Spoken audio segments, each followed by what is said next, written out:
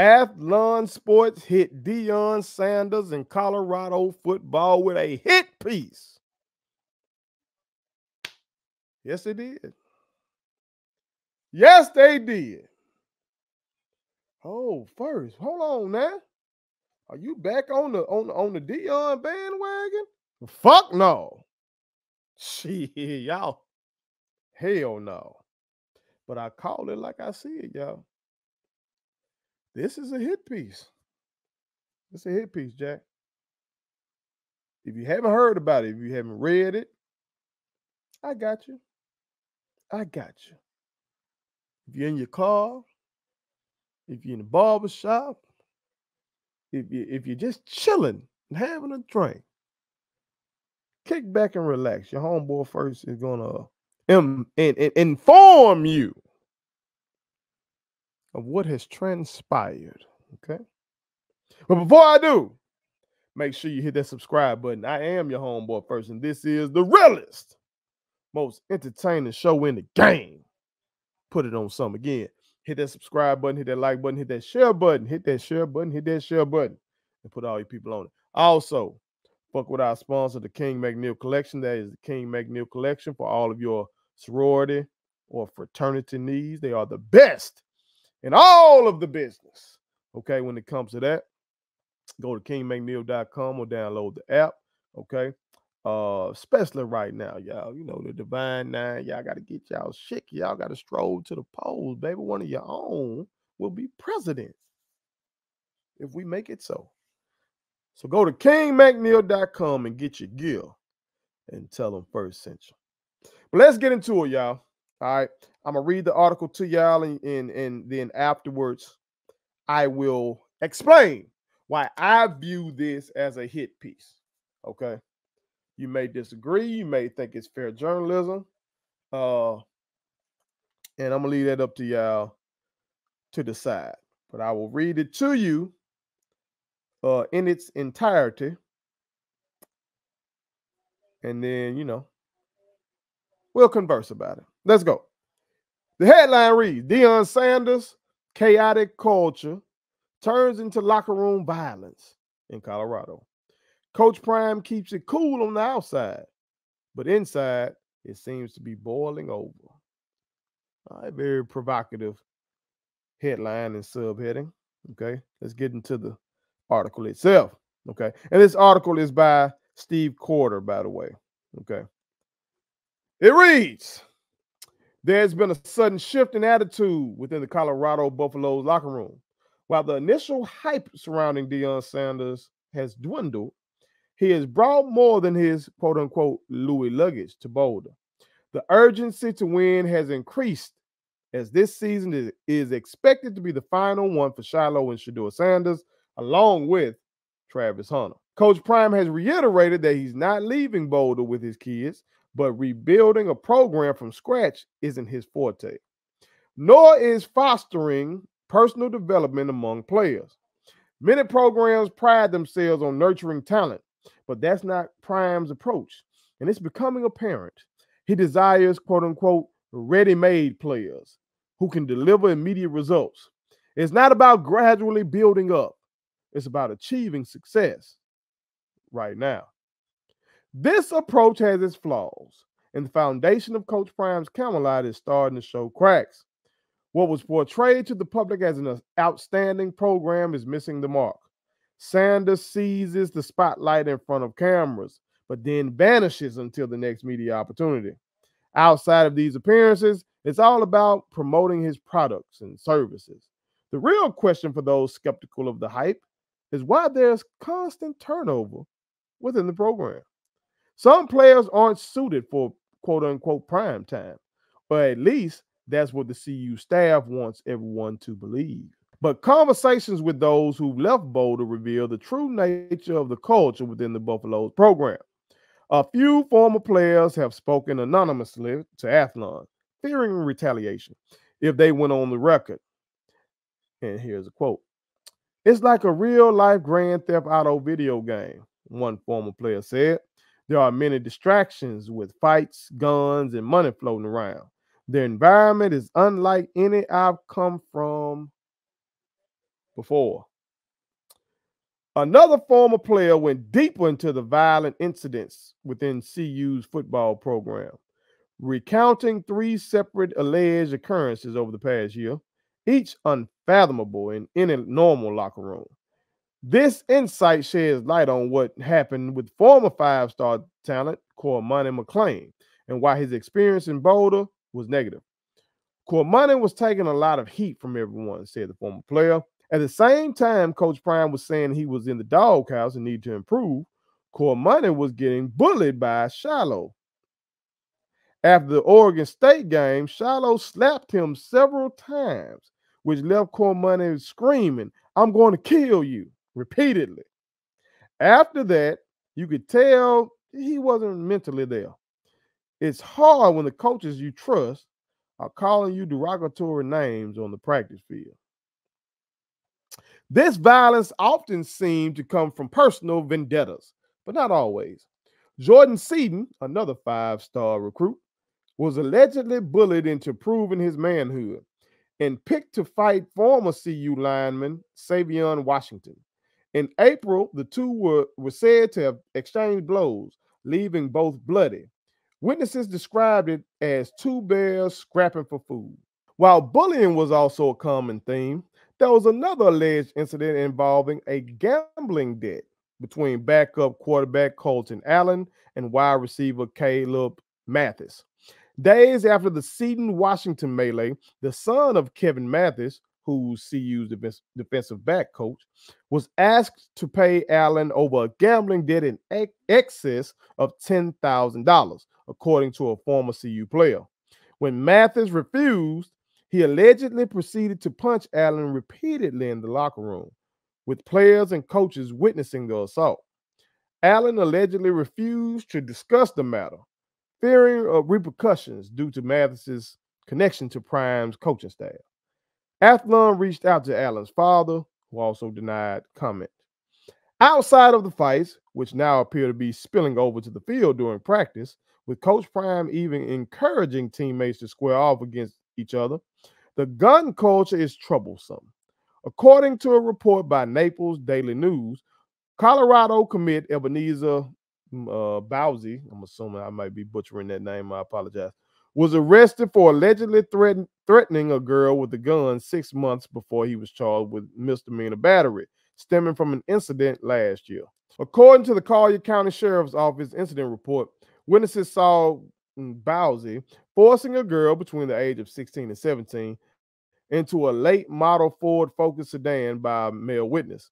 According to the report, Bowsey, 18, grabbed the girl by the neck, and the witness approached the car and asked the driver and the girl what was going on, and the young girl was crying and upset. According to the report, the mother said Bowsey threatened her daughter with a gun approximately 6 months earlier and said she fears for her daughter's life. The charges were later dropped by the Florida State Attorney's Office after a lack of evidence, according to public records. Another Colorado player showed off a handgun while announcing his commitment. Chidozie Nwankwo, I hope I'm not butchering that, had what appeared to be a Glock 40 on the table as he celebrated with Prime on a live stream. For the most part, the flashing incident went under the radar, but has relevance to the type of culture being fostered behind closed doors. In fact, Prime and his staff took his players up into the mountains for a retreat this offseason. The theme was to bond over fishing and shooting guns at the range. The turmoil within the Colorado Buffaloes locker room underscores the challenges of Coach Prime's leadership style. While the desire for instant success is understandable, the associated instability and violence reveal deeper issues within the program. As the season progresses, it remains to be seen how these internal conflicts will impact the Buffaloes on the field. Now, let me tell y'all why I view this as a hit piece. Okay. First of all, I don't really dispute or doubt. Let me say doubt. I don't really doubt that any of the shit that this man alleges in this article is untrue. I don't. From the shit where it's talking about Shiloh slapping old buddy, from the shit where it's talking about priming them going into the mountains to fish and shoot. From the locker room fights, from the whether it be the shit with the old lineman or the shit about the gambling, all of it. I don't doubt that. I don't doubt that because I've been in locker rooms on the high school level. And it's a lot of shit goes on that the public does not know about. Okay? That's on the high school level. That's without NIL. That's without the attention, the big egos, because you get all that attention. Okay? And that was basketball. I coached basketball and track. So imagine football. I've been around football teams and I've been in the locker room, you know. My last year as an educator, I would travel around with the football team where I was teaching and coaching, and I would give their pregame motivational speech and stuff like that. But I wasn't with them in their locker room on a day-to-day basis. But I've heard some shit about their locker room and other football locker rooms. So is it plausible that the shit that's alleged in this article is true? Hell yeah. This is why I call it a hit piece, though. That type of shit goes on throughout America. And this article paints it like, because of Deion Sanders' leadership style, this is a Colorado thing.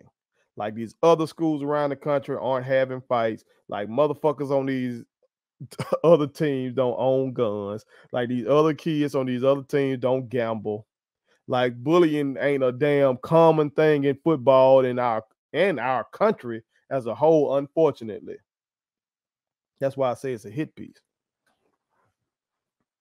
It's a hit piece. I'm going to call it like I see it, y'all.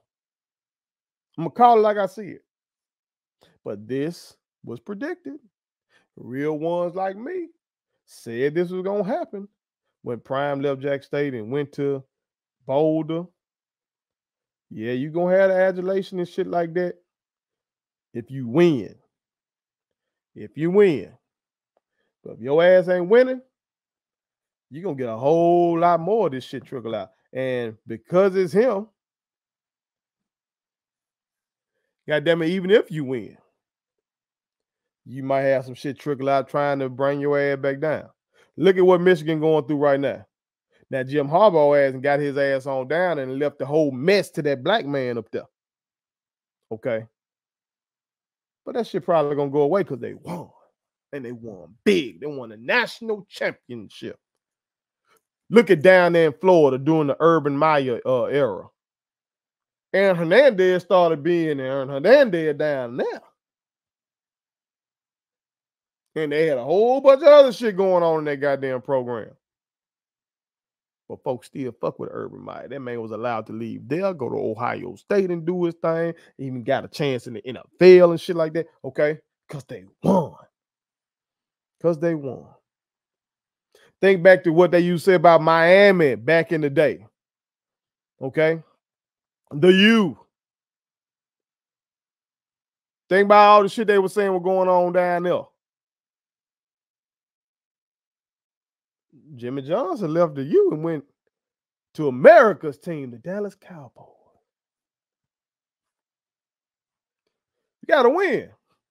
So if Deion and them win, articles like this, it'll just be fodder for him in the press conference and goddamn be going off on folks. Now, as y'all saw, he got smoke with CBS Sports right now about something. I don't know what that's about. Maybe CBS Sports picked this article up and did something on it. I don't know. He's probably going to have smoke with his boy Dan Le Batard. We probably won't see him on Dan Le Batard this year. Because I only know about this article because of the Dan Le Batard show. That's how I know about the article. I ain't see First Things First covered on FS1. I haven't seen anything about it on ESPN. Maybe it has been. I'm not saying I watch everything. Okay, if y'all have seen it, let us know. I haven't seen it anywhere else but on the Dan Lebatard show. So once I saw that, I looked up the article and read it for myself. You feel me? Because Dan Lebatard actually had the journalist on there. He stands by his reporting. He says if they want to goddamn try to sue and shit like that, he ain't worried about that because they stand by their report. So again, there are a lot of reasons to trust his reporting. But as somebody who was a former coach, who's broken up fights between my athletes, as a former coach who's had athletes trying to gamble and shit, you got to stop that shit and punish them motherfuckers accordingly. Okay? As a former coach who's been on the road with these athletes and these boys in these hotel rooms and goddamn trying to sneak girls in and shit like that, and you got to try to, get that shit under wraps and handle them motherfuckers, and I ran the dog shit out them motherfuckers. And that's high school. And these boys broke. So imagine these boys here getting NIL money. You know what I'm talking about? And what their gambling look like. And what guns they may legally purchase, depending on their age. Okay? And this is football. When we talk about the violence, this is football. It's a violent sport. I told y'all before when I was at Southern Miss, I earned my money by tutoring. Okay. There was a particular scholarship that I was on from the Jackson Rotary Club, of all places. And part of my conditions for the scholarship was I had to do some volunteer service. And so the way I volunteered was by doing tutoring for free. And then once I covered my free hours, I would also, in addition to that, stay and tutor, for some money, to have some runaround money down there in Hattiesburg shit. Okay. And one guy who I tutored was from Saudi Arabia. And we got to talking about sports and differences in our cultures. And he said to me about football, he said, "What do y'all like this football? This is fighting. This is fighting." And that's right. Football is fighting. So it'd be amazing to me when people be so shocked that football players often are violent when they're not just playing the game of football. Part of the reason they're good at football is because they are violent. During football practice, they're being coached to be violent. So when these motherfuckers with these big, huge motherfuckers that lifting all these weights and got all these egos and shit like that, and they get in these locker room, hell yeah, they be fighting sometimes. During practice, they gonna fight. Now, whatever this young man allegedly did to this young lady, that's bullshit. But again, that's a societal thing, and that's something we got to work on with these football players too, and any other athlete who are training to be violent and then think they supposed to be able to turn it off. We got to do a better job with them. But that's not just the Colorado football thing or a Deion thing. We see that shit across the country. But see, what Prime got to do a better job of, it quit trying to act like he's so damn different. And he's raising men. And, I'm looking up, bruh, if it was just about that, it was just about raising men and all that kind of shit, you wouldn't be having this open door shit with the transfer, this revolving door with this transfer portal. You trying to get these motherfuckers in here who know how to play football, who going to be violent, who going to be fast, who goddamn get it done, score some touchdowns and tackle somebody. That's what he doing. Just like everybody else. Just like old buddy at Ohio State, just like old buddy at Texas, just like old buddy at Alabama, just like old buddy at LSU, just like all of them. They trying to do the same thing. Deion just doing it. He's in a different package. But at the end of the day, The goal is to win football games. So maybe that's what the article should have been about. That he sells it as he's touchdown Jesus. You know, I Notre Dame got touchdown Jesus. He probably be selling it like he's touchdown Jesus or some shit like that. Like he's a pastoral football coach. You know what I'm talking about? A priestly football coach. Kind of like they used to think about Tom Landry, which I read a book about Tom Landry. By Skip Bayless, mind you. Okay, called God's Coach. So while this man was so respected as this Christian football coach, man, them damn Dallas Cowboys and them 70 were crazy as hell. Go read the book. There was some wild shit going on. Just like there was some wild shit going on with them 90s Dallas Cowboys. Did y'all know Michael Irvin stabbed the motherfucker? Did y'all know that? In the locker room. Michael Irvin wanted a damn haircut, and somebody was in the chair already. He bust up in that bitch talking about seniority, trying to make the man get out the chair. One thing led to another. The goddamn Michael Irvin stabbed the man in the neck. Look it up. Read it. Hey, I read Jeff Pearlman's book on the Dallas Cowboys. Jeff Pearlman. Okay? Look it up. It's in there. Sports locker rooms are some fucking crazy places. And with all Deion Sanders not cussing on camera and all the Bible verses he out and all that kind of shit, Colorado is not excluded from that. Hell, Jack State wasn't excluded from that when he was here. You feel me? So that's why this is a hit piece. They trying to act like this particular coach is cultivating a violent culture. Oh. Come on, bro.